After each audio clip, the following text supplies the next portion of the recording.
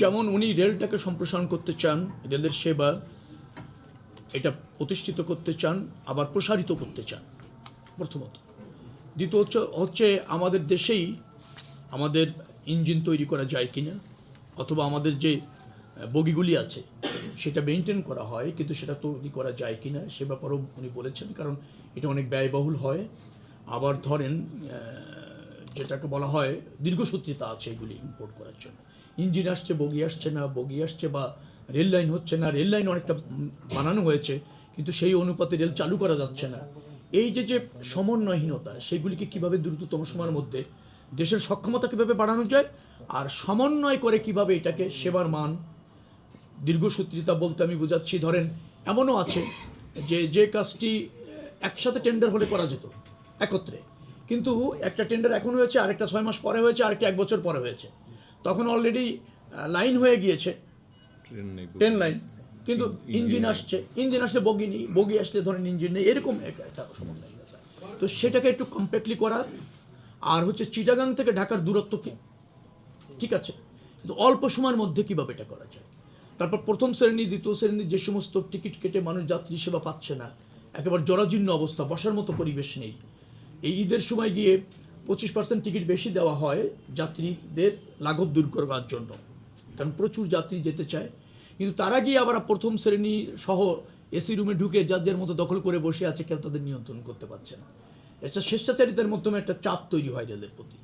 সেইগুলি কিভাবে ম্যানেজ করা যায় সেগুলি প্রধানমন্ত্রী নিজে এগুলি বলেছেন। উনি রেলটার উপর খুব গুরুত্ব দিয়েছেন এবং অন্যান্য আমাদের মন্ত্রণালয়ে যে সমস্ত জায়গাগুলিতে কাজ করার সুযোগ আছে উনি জ্ঞাত আছেন, সে ব্যাপারে আমাদেরকে দ্রুততম সময়ের মধ্যে প্রয়োজনীয় পদক্ষেপ নিতে নির্দেশ দিয়েছেন।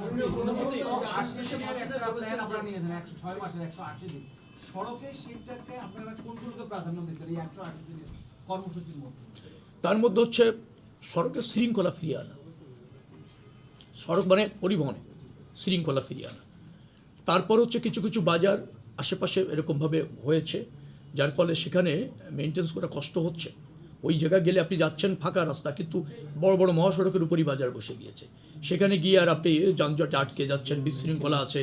টেম্পু এনে অথবা ইঞ্জিন চালিত যে সমস্ত এলাকার যানজট তৈরি করা হচ্ছে সেইগুলির মধ্যে একটা শৃঙ্খলা নিয়ে আসা আমাদের সময়ের মধ্যে শেষ করা যে কাজগুলি চলতেছে।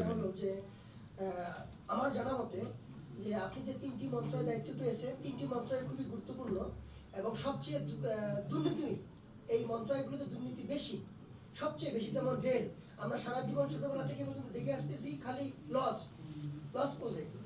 আর আরেকটা আমি যেটা জানি, রাস্তায় যে টোল, বর্তমান পদ্মা সেতু গত 24 জুলাই থেকে এই পর্যন্ত আমার জানা মতে কোনো টোল আদায় করা হয়নি।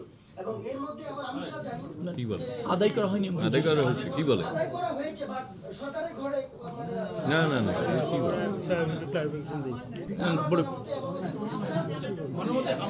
জানাই বল পুলিশ যে ফ্লাইওভার আছে এটাও টোল সরকারের ঘরে জমা দেওয়া হয়নি, 180 দিন কি মেবি এরকম হবে আমার জানা মতে। না, আমার এরকম জানা নেই। আমি যেটা জানি আমরা নিয়মিত টোল আদায় করছি এবং ওই পদ্মা সেতুর যে ঋণের কিস্তি সেটাও নিয়মিত আমরা পরিশোধ করেছি, কোনো ডিউজ দেই। হ্যাঁ, ওটা পরিসংখ্যানটা না হলেও চলবে। নিয়মিত আমাদের টোল যেটা আদায় হচ্ছে এবং আমাদের যে সমস্ত ব্রিজ, বিশেষ করে পদ্মা সেতু, তার যে কিস্তির টাকা আমরা নিয়মিত পরিশোধ করেছি, কোনো ডিউজ নেই। কোরিয়ান কোম্পানি তো অলরেডি 180 দিনের বাকি রেখেছে।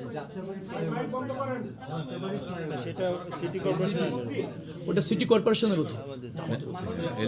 একটা বিষয় জানতে চাচ্ছি, সামনে ঈদ, 3টি মন্ত্রণালয় খুব চ্যালেঞ্জিং, যেহেতু ট্রান্সপোর্টেশনের হিউজ পরিমাণ আপনার